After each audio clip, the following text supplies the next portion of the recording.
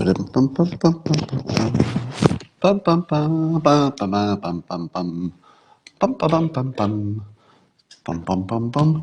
good to see you. Jackie, come on in here. Grab a seat. Do you have your coffee? Good to see you, Beth, Andrew, James. What a delight to have you all here again. What a day. What a day. It's an incredible day because we're all alive. Well, most of you are alive, a couple of zombies in there, but most of us are alive. What a great day. And we're going to enjoy something called the simultaneous sip. And all you need to enjoy it is a cup or a mug or a glass, a stein, a chalice, a tankard, a thermos, a flask, a canteen, a grail, a goblet, a vessel of any kind. Fill it with your favorite liquid. I am partial to coffee. And join me now for the unparalleled pleasure, the dopamine hit of the day, the best part of your day that makes everything better. It's called the simultaneous sip. Go. Oh, I don't think it's hyperbole to say that's the best sip of the day. Am I right? I think I'm right. Well, let me summarize all of the news. Are you ready? Here now, my summary of all of the news, everything that's in the news. Ukraine, Ukraine, Ukraine, Ukraine, Ukraine, Ukraine, Trump, Biden, Trump, Biden, Trump, Biden, Ukraine, Ukraine, Ukraine, Trump, Biden. And scene. All right, let's get into some interesting details. I was reading a article by Mike Goodwin. He was writing about the president. I guess he spent the day hanging out with the president and wrote an article about him. And one of the most interesting parts of the article is that Trump is enjoying all of this. When I say all of this, I mean all the drama, the fighting, the rumors, the scandals, the Ukrainian this or that, the re-election. Trump is just sort of having fun because he likes the fight. And he admitted that he was quoted as saying that it must be a personality defect. So that's Trump talking about himself. He's saying he must have a personality defect because he's enjoying himself. And I thought, that's like just the best way to put it. Because as we observe his life, it's easy to say, man, I don't know if I'd like any of that. He's taking fire from everywhere all the time. But on the other hand, he is the most important person in the world. So that balances it down a little bit. But I wanted to contrast that. So you've got Trump fighting for re-election. And from what we can see, it honestly looks like he loves it. When I visited him a year ago in the Oval Office, I got to chat with the president for a little bit. My largest overall impression was that he was enjoying himself. That was actually my personal takeaway. Was I think he's enjoying this. It looks like he was completely comfortable, and just looked like he was exactly where he wanted to be, President of the United States. So contrast that to Joe Biden. Does Joe Biden look like he wants to be running for president? Think about it. He looks like he hates it.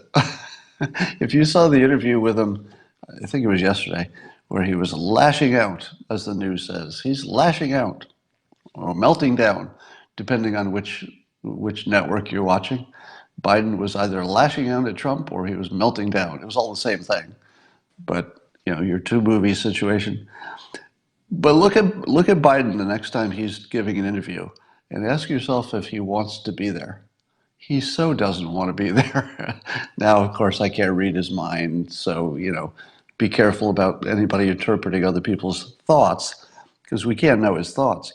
But he sure acts like he doesn't want to be there. Trump acts like he could do this forever, like it's his favorite day every time he wakes up. When you see Trump talking to the press before he gets on the helicopter, tell me he doesn't look like he's having a good time. He looks like he's having fun. And don't think that doesn't matter, because when you're running for re-election, do you want to vote for the guy who doesn't want to be there? It's harder. It makes a difference. Now, let's talk a little bit more about Joe Biden. So Trump is starting to use the word pillaging. He says the Bidens are pillaging other countries. They're pillaging other countries. And I thought to myself, when do you ever get to use the word pillage in actual political conversation? Has anybody ever used that before? It might be the first time anybody's ever said pillaged. And what's funny is you hear the word, it's such a non-standard word for ordinary political conversation. It's such a non-standard word, and then you hear it, pillage, and then you think, well, that's not too far off, right? Yeah, given that I think the average annual income in Ukraine is like, or monthly is like $300 a month. So the average income in Ukraine is $300 a month, and Hunter Biden was taking $50,000 a month from this oil company. And I'm thinking, that's a little pillagey, just a little bit pillagey. All right, here I'm going to tell you something you're gonna hate it.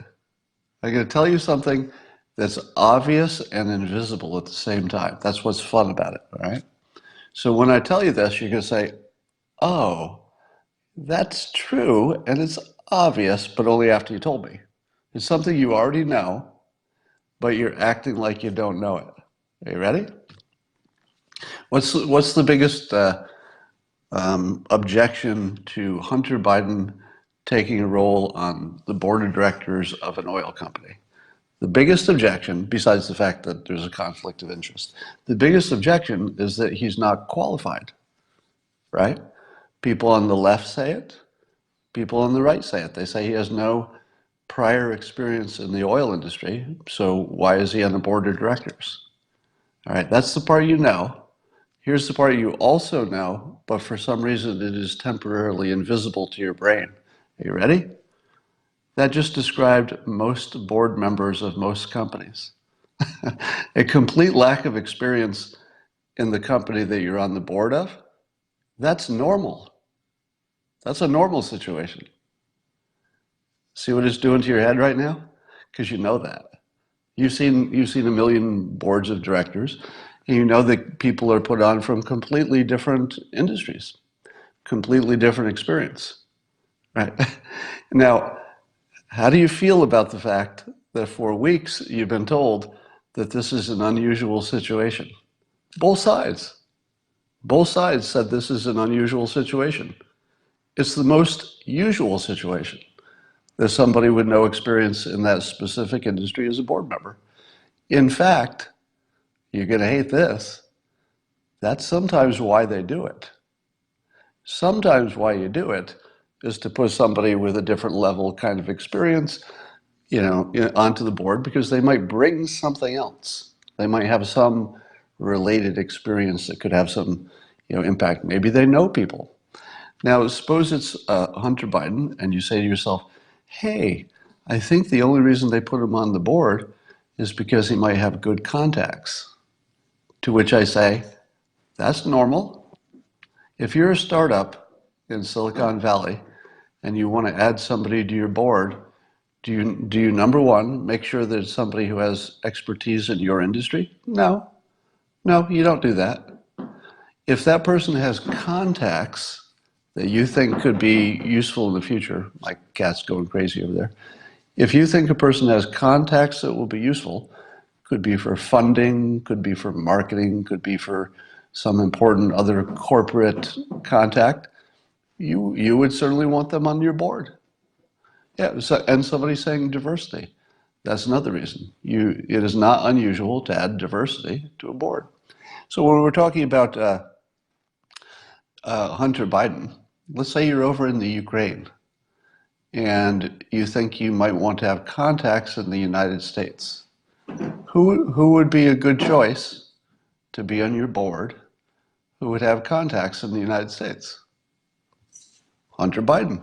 Apparently he has lots of contacts in the United States. So here's the thing. When you hear the news reporting that it's crazy because he doesn't have any expertise in the industry, That, my friends, is an example of loserthink. Now, this is my new book that is available now for pre-order. It'll drop in a few weeks on November 5th. You can order it now. Let me define loserthink. Loserthink does not say that the person who's doing the thinking is a loser. All right, so loserthink is not about the person. It's about a style of thinking that's not productive. And specifically, it's because you may not have experience across different areas. So in this specific example, if you had experience in business and you heard that somebody was put on a board of directors, got a lot of money, and did not have experience in that industry, what would you say if you have my experience? I've been in a lot of companies. I've looked for boards of directors. So I've had to get board of directors and advisors and stuff. People like me say, oh, well, it's not that unusual at all. People who don't have that experience are often in the news business. So the news business is people who don't necessarily have business experience. And would it seem unusual to them that somebody with no experience is on a board? It might, because that's the way they're reporting it. So the point of loserthink is that if you haven't been at least a little bit exposed, you don't have to be an expert, but if you haven't seen a little bit about how economists think, how historians think, how psychologists think, etc., you would be ill-equipped to analyze the world.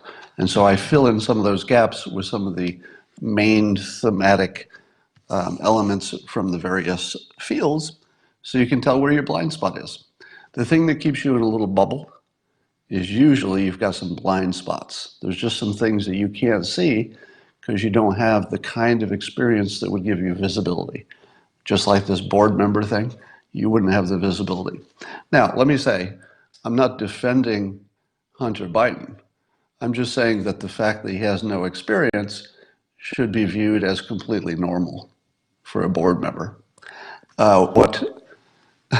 If he has contacts in the United States, that's actually a good reason. That's a perfectly good reason to add somebody to a board. Hey, we need better contacts in the United States. Who do you got? How about the vice president's son? He knows a lot of people. Done. That said, is it ethical? Well, that's another question, isn't it? Certainly, it gives the impression of conflict of interest. But let me go to another topic here, which is Joe Biden defending himself. I think it was yesterday, maybe it was the day before. He was interviewed and about whatever Trump is accusing him of and the Ukraine situation. And here are the exact quotes from Joe Biden defending himself from accusations of pillaging. Quote, "There's no indication of any conflict of interest." What? There's no indication of any conflict of interest? While you were vice president and Ukraine was part of your portfolio, your son took a very high-paid position connected to oligarchs. That's the very definition of the appearance of conflict of interest, which is different from actually acting in a way that's bad for the country or something. But the indication of any conflict of interest, I don't think that could be more obvious. That's actually something everybody agrees on, that we're all looking at the same thing. He was vice president, his son took a job with a country. I mean, how do you not call that at least an indication of conflict of interest? Here's what people who are not guilty say. They would say more like, there was no conflict of interest. We never acted in any way that would be concerning. If you're innocent, you say, nothing happened. If you are guilty, you're more likely to say, there's no indication of any conflict of interest. You depersonalize it. Here's a little trick for identifying liars. Somebody telling the truth will say, I didn't do a damn thing. You won't, there's nothing I did that is even close to being conflict of interest. That's what an honest person says. Somebody lying to you will say, there's no indication of conflict of interest. They depersonalize it. And they say, here's another thing. This is an actual quote from Joe Biden, also on the same day, within like a minute or so of the other comment. He said, there's not a shred of evidence anything has been done wrong. I've actually taught you literally, if you've followed my periscopes, that when somebody says, I didn't do it, they might be telling the truth. They might be lying, but they might be telling the truth too. I didn't do it. That did not happen. That sounds like an honest person. Here's what a liar sounds like. Consistently, you'll see this type of answer from a liar. What kind of evidence do you have? What do you know? I haven't seen any evidence of it. Nobody's seen any evidence that I've done anything. You can't prove that I did something wrong. That's how all guilty people talk. Now, let me back up there. I said that's how all guilty people talk. This is not the kind of rule that you want to, send somebody to the gas chamber for. Like, I can't claim that this is 100% accurate, but I can claim I've never seen it be inaccurate. And so there's a little bit of an there's a lot of anecdotal flavor to what I just said. But over my entire life, in the situations that I've monitored in which somebody has talked like this, the evidence seems insufficient. When you do find out for sure what was the truth, the people who talk about the evidence are almost always lying. The people who say, damn it, I didn't do a thing, those people might be telling you the truth. They might be just better liars. But that's what you're looking for. If somebody makes an appeal to the lack of evidence, that's not a good sign. So, and then Biden also did the meltdown, got angry, etc. And honestly, there's no way to soften this. He doesn't look mentally competent, even when he was answering the questions. Everybody can see it at this point, I think. Am I wrong? Don't you think Democrats can see it? You have to be careful because our perceptions are being filtered through our own biases. Now, to most of the people who would spend time on this Periscope, you're probably saying to yourself, yeah, it's totally obvious. But it's not. Remember, it's not going to be as obvious to the people who are his supporters. Those people are biased toward not seeing it and don't, because he obviously has lots of support in the polls. My guess, this is just a guess, that the Biden support is probably now almost entirely people who aren't paying attention. Because remember, he's still got the name recognition, he's got the Obama connection, etc. I feel as though Joe Biden doesn't have any support, from people who have seen his recent news clips. Because if you've seen him talking recently, you know he's not the one you want in charge. I think you know that. Again, regardless of policy, regardless of what you think of President Trump, those would be independent questions. Anybody who sees Joe Biden talking in public recently, they couldn't possibly think that looks like he's got his full faculties as he did when he was younger.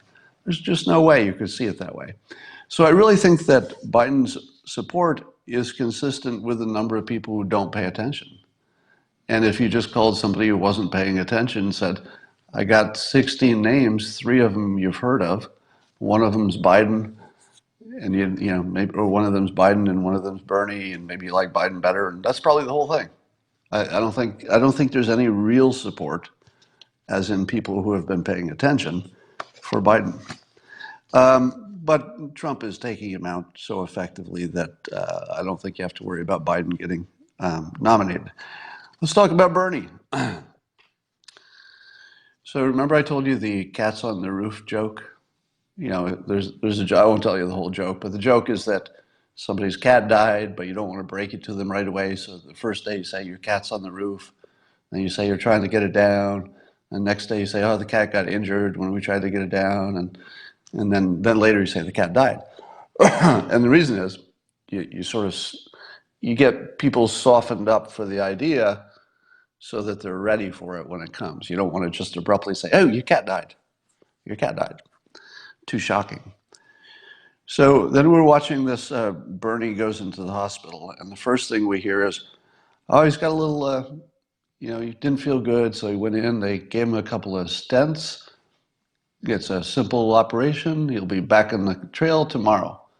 And I thought to myself, got a couple of stents, simple operation, be back on his feet in a couple of days.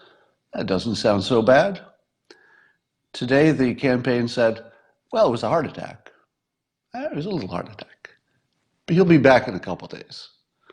Yeah, he got a couple of stents. It was just a little bit of a heart attack. He'll be right back to work. Good to go. Cat's on the roof. Let me ask you this. How would you feel if Bernie had been elected? Let's say he had gotten a nomination over Clinton and got elected. He would be the sitting president right now with a heart attack. Who's his vice president? It matters, doesn't it? Who's Bernie's vice president in the hypothetical scenario that he had won the last election? Because he's president right now, right? Bernie's president right now. For 3 days, somebody else was president, maybe more, right? Because while he was semi-incapacitated, presumably the vice president would have stepped in.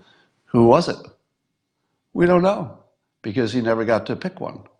But that's who would have been your president for 3 days, maybe longer, because we don't know what else Bernie's got going on, right? He's at that age where things can sneak up on you kind of suddenly. So if you're Bernie and you're running for president now after a heart attack, can you run for president without telling us who your vice presidential pick is going to be ahead of time? Now, it's traditionally they wait, right? They always wait. Bernie can't do that anymore. Because if you're voting for Bernie, you're kind of also voting for a vice president who has a higher than normal chance of being the president during Bernie's term. And if you talk about a second term, now here's the other thing. Do you want to elect a president who you would not want to elect for a second term, and you know that when you elect them the first time? Do we do that? Do you want a president who can't make it 2 terms if they're doing well? Why would you do that? Because it seems like there's so much advantage of having an incumbent who's learned the job to just do a second term. If they've done a good job on the first term, you're happy enough. That's a good situation, a second term president. It can be a good situation. But with Bernie, do you get even the option of a second term? Not now, because I think the heart attack closes down in your mind the options of a second term. Yeah, it's possible. I mean, anything's possible.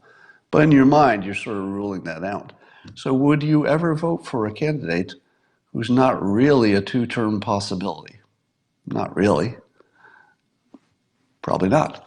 All right, so I think Bernie is done with the campaign, but we hope he goes on to live a long and healthy life. And again, I have great respect for Bernie on a whole bunch of levels. Not policies. Not a big fan of his specific policies, but you gotta like Bernie on a lot of different levels, right? He's got a lot of character, fight, spunkiness. I think he wants what's best for the country, in his opinion. I like the diversity of thought. I like the fact that, his views are so different. I like the fact that he moved the Democrats. I like the fact that he changed the conversation. I've said for a long time that I think a huge mistake that the Republicans make is to not adopt Bernie's goal of complete health care. Because if you're a Republican, you can adopt the goal at the same time you can say, we don't know how to get there right away. I think that would be fair. You could say, we too would like everybody to have good health care and good health care insurance and not have to pay. as a Republican, you should be able to say that out loud and often and just say, but we're trying to get there. It's not easy. We're doing it our way by improving the economy, getting people working where they can get health care. And there was some announcement. The president tweeted, I think I'd wait for a fact check on this one, but he said that Medicare Advantage, I think that's where the Medicare folks can buy a little extra insurance for the little extra care. The price actually came down for the first time in 13 years. I think I have that fact right. Now, I would check that fact because maybe somebody else is going to come in and say that there's something wrong with the fact, but he's reporting it. So the Republicans do have a way to inch their way towards something like full coverage. I think they should adopt Bernie's goal, want everybody covered. The president has said that, but I just think you shouldn't be embarrassed and wanting to take care of everybody. The fact that you don't know how, that's just a fact. You're working on it, don't know how to get there quickly. All right, CNN did the worst case of the worst case of whataboutism that you'll ever see. All right, so the news is all about Biden and Hunter Biden, and their alleged conflict of interest over in Ukraine. So CNN tries to run a what about Trump's kids story, and here's the best they came up with. This is their best whataboutism. Well, the Trump children, mostly I think Eric and Don Jr., are running the Trump organization, and the Trump organization's making international deals. What? How are those the same? Those don't even sound like slightly similar. One is a multinational corporation that's been operating for decades, and they took over and they're just doing what they do, operating an international corporation that obviously has deals in different places because somebody says, it's worst, you jerk. Goodbye.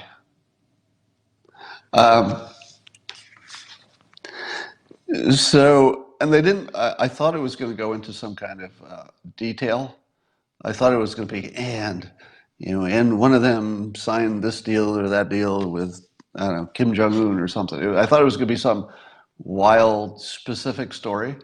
And it turned out to be a generic story that it turns out that Eric and Don Jr. have jobs.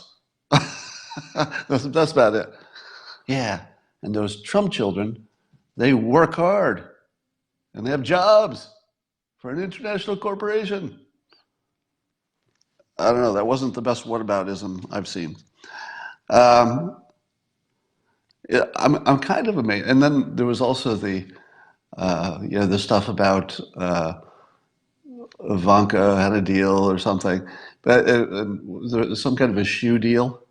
And so I forget which pundit was laughing about it and saying, Ivanka knows shoes. That's sort of like, sort of a perfect fit, fashion, shoes, clothing. But I thought Ivanka was closing down some part of her outside business. So I don't know the deal is there, but it seems obvious to me that whatever the Trump kids are doing, I call them kids, they're all obviously not children, but all the Trump kids seem to be doing a good job doing their jobs, because otherwise we'd know about it. I think there's no chance we wouldn't know about it if there was some problem there. Interesting little story. Elizabeth Warren had to get rid of a top campaign ad for, quote, inappropriate behavior. And so I read the article trying to find out what that inappropriate behavior was and couldn't find it. But apparently all kinds of inappropriate behavior from a male member of Elizabeth Warren's staff. All kinds of inappropriate behavior. So she got rid of them. So let me recap the the news of the week. News of the week, President Trump gets a 3.5% unemployment rate, the best in 50 years. Okay, so that was the President Trump news. Joe Biden has a meltdown and he's pillaging Ukraine. That was the Biden news. The Bernie news is he had a heart attack while he was campaigning. And the Elizabeth Warren news, and this is like the only news this week, is she had to fire a top campaign ad for inappropriate behavior. And it's sort of better that you don't know what it is. Because if it was just Me Too stuff, I feel like they would just say that, wouldn't they? Say there was some harassment claim or something. So they're not saying that, which is hilarious because it allows you then to imagine whatever the inappropriate behavior was, and so your mind will go to whatever's the worst thing. I won't tell you where my mind went because I'll let you have your own. But we're all imagining this whole portfolio of bad behavior, and we're ascribing it to this Warren, high level aide on the campaign, and we don't even know what he did. But it sounds extra terrible because they won't tell us. Inappropriate behavior. I think he actually ate a baby. He might be the first Democrat to actually eat a baby to save us from climate change. All right. This was Biden's big concern when he got all meltdowny when he was talking about Trump. They were asking him questions about Ukraine, and Biden said he was concerned. His main concern about Trump is that Trump would do something stupid before he leaves office, and that he's unhinged. So of all the things that Biden could say about Trump, the best thing he could come up with in a press conference was that Trump might do something stupid before he leaves office. Do you know who else might do something stupid? Everybody? Everybody? What kind of a complaint is that? That he might do something stupid? He's been there 3 years. You don't have one fucking thing to complain about? Joe Biden, the president, has been the president 3 years. The only thing you have to complain about is that he might, in some unspecified way, do something bad in the future? Are you kidding me? Are you kidding me? That's the best you got. You've been practicing to run for president. You're running for president. It's your full-time job. And you can't come up with anything that the president did for the last 3 years that you want to criticize? The best you could do is he might do something bad in the future. Are you kidding me? That is hilariously incompetent. The president enjoying his making trouble for the Democrats. I don't think there's anything more fun for Trump than having multiple Democrats as enemies, because he can pick them out individually and go after Biden, for example. He can pick them off because there's so many Democrats he's fighting against at the same time. So, for everything from already elected people like Pelosi to people running for office, some of them already elected too, but running for president. So he's got all these targets. Like he wakes up every morning, is like, whoa, look at this target list. Man, I'm going to have fun today. Bing, nickname, bing, bing, bing, bing. And he goes down the list. But my favorite one was he's creating the frame that Pelosi is just a puppet of AOC, and that also the squad is sort of just tagging along with AOC. So he calls the squad AOC plus 3 because he's minimizing the other 3 and basically saying, well, they're just the plus 3. It's really AOC. Now, and then he also says, he referred in a tweet, he said, along with Pelosi and her boss AOC. So Trump is calling AOC Pelosi's boss. Now he's doing it at the same time that AOC had this embarrassing situation with the troll who was complaining about we need to eat babies. You know all about that one. So I love the president promoting AOC above the other Democrats. Now, I have to tell you, there's a risk with this strategy. It's very clever because it gets you arguing about whether AOC or Pelosi is in charge. Presumably, it gets under Pelosi's skin, which of course is the point of it. Pelosi does a good job of getting under Trump's skin, in the give and take ways. So Pelosi does a good. She gives as good as she gets, I have to say. Um, she's very well respected in terms of being an operator and a strategist. Uh, but watching the president pit AOC and Pelosi against each other in public, it's and then he calls Pelosi the do nothing Democrat, and he puts it in quote leader. He put leader in quotes, leader, with AOC her boss. He's so good at this, of just getting in their heads. All right. So while you were all distracted by Ukraine, the president issued a proclamation. Now, I don't even know what that means. Do you? What the hell is a proclamation? The president issued a proclamation? Is that like an executive order? What the hell is a proclamation? I don't know. Is it binding? Is there such a thing as a binding presidential proclamation? I don't even know. Does anybody know? But he issued a proclamation. Maybe he's just making this stuff up as he goes. Suspending entry into the U.S. of, I hate this word, aliens. Do you hate that word as much as I do? Calling people who want to, come to this country aliens? I freaking hate that word. Like, aren't we a whole country of immigrants, in some sense, past or current? Immigrant at least is somewhat descriptive. It's like you were someplace and you went someplace else, so you're an immigrant. I don't love that word, but I don't hate it. But alien, that's. Do you have the same? Do you have the same response to that? Calling somebody who wants to come and be an American, in most cases, sometimes they just want to work here and enjoy the country. Sometimes they want to be the country. They want to be Americans, and to call somebody an alien, I just hate the word. Just the word. Um, but anyway, he said so the proclamation says that aliens have to financially show that they can financially take care of their own health care. So they have 30 days to prove that they can afford health care and they'll take care of it. And I thought, the president is really chipping away at a lot of different things. He's just taking a little piece here, a little piece there.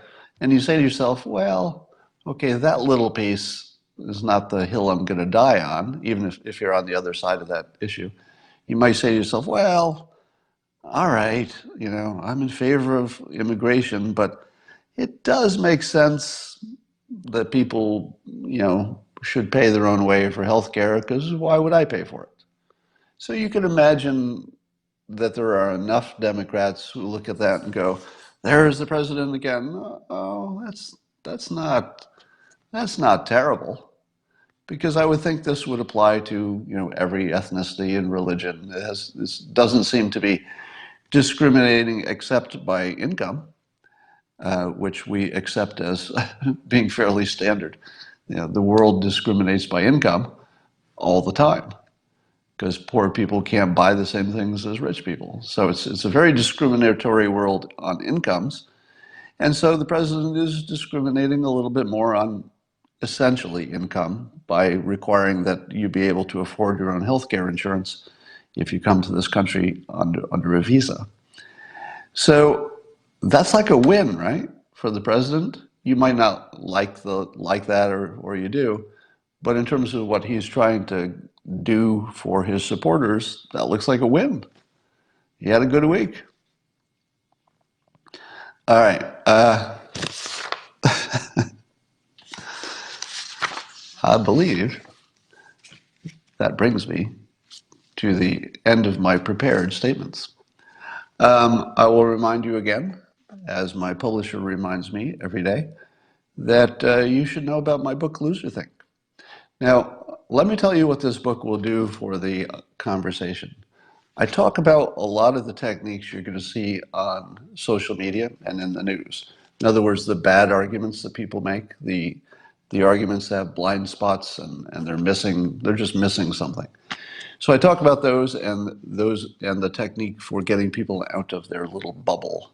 So you can get yourself out of your bubble if you're in one, and most of us are, and it can help you get other people out of your bubble. I will say, in the interest of full humility, there are no ideas in this book in terms of how to think better that I have not done wrong myself and continue to do wrong. So it's not a book where I tell you how to be smart. It's a book where I confess that I've made all of these mistakes, and I hope that you will learn from my experience as well. So, by Loserthink, it's the best book in the world. I just saw that the business and humor category has, I think, four books on it that have something to do with me. What? Oh, and by the way, new Dilbert book is out too. Book of Dilbert comics, in case you missed anything. It's all here, 30th. Believe it or not, 30 years. So you got all that going on. All right. Washington Post op-ed said we're looking at the wrong movie. Yeah, have you seen how often the two movies thing is being discussed everywhere? Visa seekers are visitors to our country. Well, they are visitors. That is true, unless they overstay. So there's a lot of people overstay. So the visa people, somebody is correcting me here. The visa people are not people who are coming here to live forever, but they might be coming here to work and live as Americans do, but on a visa.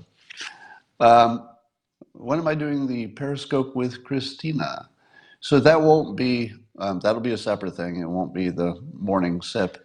But Christina and I are preparing for it. We have a couple of little elements we're pulling together, and then we're going to do something fun separately. Somebody says, describe my gym workout. Well, if you have read my book, How to Fail at Almost Everything and Still Win Big, you'll know that I use a system for fitness, not some specific set of steps. And by a system, I mean that I concentrate primarily on my mind. Because if you get your mind right, your fitness will take care of itself. And the way I get my mind right is that I make sure I enjoy working out on a regular basis, or at least being active, even if I don't work out that day. And so I make sure that I enjoy it. It's fun. I give myself a protein shake and a little downtime afterwards. I go to a nice gym because I like the ambiance, and I have more energy if other people are working out. So all I do for my fitness is make sure that when I'm done exercising that day, that I make sure that I've done something fun enough or enjoyable enough that I'm going to want to do it again. Now, sometimes the exercise itself puts you in a good frame of mind, and that's enough. But I don't over-exercise and then hurt myself and then not want to do it the next day. The whole game is to want to do it tomorrow.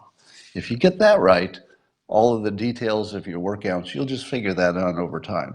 You'll add diversity to your workout because you get bored. You'll learn tips because you see other people at the gym. You start talking about it. People will say, hey, have you tried this? So the specifics of it, you want to build up over time, building technique, find out what works for you, etc. Because what works for you is going to be different than what other people do. All right, so just some specifics because people ask. I always do weights. So weights are always part of my exercise, not every day, but I try to do it several times a week. And then some cardio that's not too bad for my joints, basically. I usually like the stair machines, the automatic stair machines. But everybody's different. You should not take my model as your model, except that you probably should add weight and resistance training and some cardio into your routine. So that's all you need to know. Well, everything that I do weights-wise is adjusted for age. So there are things I would have done at 20 that I'm not going to do at my current age. So somebody was talking about pull-ups and push-ups. Not at my age. You know, at 25, you wouldn't want to be in a pull-up competition with me because I probably would win. But at my current age, I try to make sure I'm not hurting myself. So I put a very high premium on avoiding injury. Because at my age, if you have an injury, you lose 2 weeks of exercise. You can imagine you get to the point where you just say, I'm done with exercising. I'll just ride out my rest of my time on this world. And I think a lot of people do that. I think people get to the point where they're, I think I'm done with exercising. I've just reached that age. I don't think you should ever do that.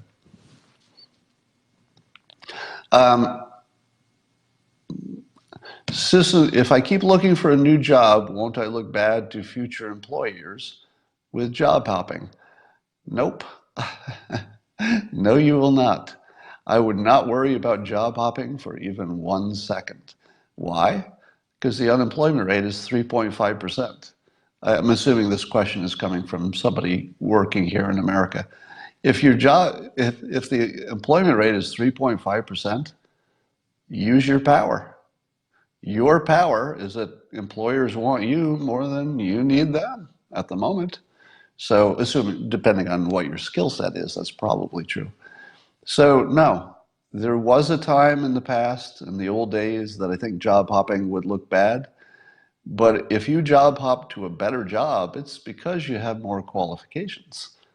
If you're an employer and you're holding it against somebody who's rising to the level of their skill, what's wrong with you? Don't work for that guy or woman. If your boss isn't actively hoping you get a better job or a better situation, even if you leave, get another boss. In my brief time when I was a boss in the corporate world, I had a small group I was managing. One of my principles, I had two principles. One of them was, well, I had more than that, but two that I'm going to talk about. One of them was that everybody had to be learning something all the time. So I would tell my people, I don't care what you're learning. It doesn't have to even be relevant to the specific job. But as a lifetime practice, you should be learning something all the time. Ideally something useful, but you should always be learning, because when we're learning, we're sort of optimized as humans. A learning human is the perfect human. We're really optimized to learn. And if you're not learning, you're going to feel incomplete in a way that you can't quite identify. So I would tell them, I will support you in whatever way to be learning. I'll teach you something. I'll help you get into a class. Whatever it takes. But you all have to be learning something. I don't care what it is. And then the next thing was, I would tell them that my personal ambition as a manager was to promote them out of my department or to get them a better job. And I would tell them that. I'd say, as long as you work for me, I'm trying to get rid of you in a good way. I want you to take whatever you're learning here and take it somewhere else better. Your job is to go somewhere better. Your job is to leave me. Get some skills, get some confidence, get some experience, meet some people, I'll give you a recommendation, I'll train you. Your job is to leave. Because here's why. I would simply take people's personal ambitions and say, I'm not going to pretend I'm not going to pretend that you're not here for your own good. Like, I don't want to live in the artificial world where I'm trying to, trick you into staying here for my benefit. You're not working for my benefit. You're working for yourself. And I can train. Now, it happened to be the types of jobs where it wouldn't have been that hard to train somebody new coming in. So I had that advantage. I didn't need to keep some highly trained specialists in place. And maybe I would have acted differently if I needed them for the business to succeed. Don't leave, don't leave. But for normal jobs, especially these were closer to entry-level jobs, my job was to get rid of them. Now, I didn't say that. I wouldn't say I want to get rid of you. But what do you think happened as a result of telling people I wanted them to learn every day and I was trying to get them better jobs? What do you think the result was? Nobody wanted to leave. I was like the best boss ever. Who wants to leave that? Do you want to leave that boss? The boss who's literally trying to improve your skills until you can leave and go get a better job somewhere else? Who leaves that boss? You know, so it worked. It sort of worked opposite of how you might expect, because people just enjoyed their situation. And so I will state unambiguously, I'm not a good boss, meaning that I'm not good for the stockholders, because I just can't abuse the employees the way the stockholders need me to, depending on the situation. So I will never be a great boss because I can't be mean enough when the situation calls for it. But I can certainly be a helpful boss. You wouldn't mind working for me if you were an employee, that's for sure. All right, that's about all I got. And somebody else agreeing. Somebody else saying they want to optimize every employee. I didn't manage up, yeah. How's your drumming? Thanks for asking. So a few years ago, I set myself, I guess, I won't say a goal because I didn't have a specific goal, but I tried to learn the drums, and it was more about keeping a different part of my brain active and learning a new skill, and it was fun. And Christina's a gifted musician, so it gave us something more to talk about. And so yesterday, Christina and I were out in my garage. I ended up with 2 electronic drum sets. One is mine, one I inherited from my stepson, who's deceased a year ago. So I ended up with 2 electronic drum sets. And so the 2 of us, Christina and I, my girlfriend, were in the garage having a drum off. Because she's such a good musician, she could learn the drums sort of in 10 minutes. It's really humiliating because she's really smart, but also very experienced with music, and she's very coordinated too. She just has musical coordination. So I've been practicing for months and months and months, and she just sits down to the drums and she says, "All right, show me what to do." And I'm like, "Watch this. See if you can do all this." I'll do a thing, and she'll look at me and she'll go, and I'll say, "Oh, okay, that was a little too easy." So yeah, she has the gift. Anyway, it's a lot of fun. I'm not good and never will be and don't care, but it's a lot of fun. Is the name Hunter evidence of the simulation? Certainly makes me wonder. He was more of a gatherer than a hunter, wouldn't you say? Do I still play tennis and golf? No. I quit tennis because I didn't like being sore every day. And I was. If you play tennis often, you're kind of sore every day. Golf, I haven't played, I don't think I've played since my stepson died. I only learned golf to play with him. You have to have something to bond over, and it doesn't feel the same anymore. I think you understand. But that's all for now. Ever considered running a marathon? I've considered it, but I'm pretty sure that my body is not optimized for that sort of a thing. I think some people are just built for distance. Some people are built for speed. I'm sort of built for speed. I'm not built for distance. All right, that's all for now. I will talk to you later.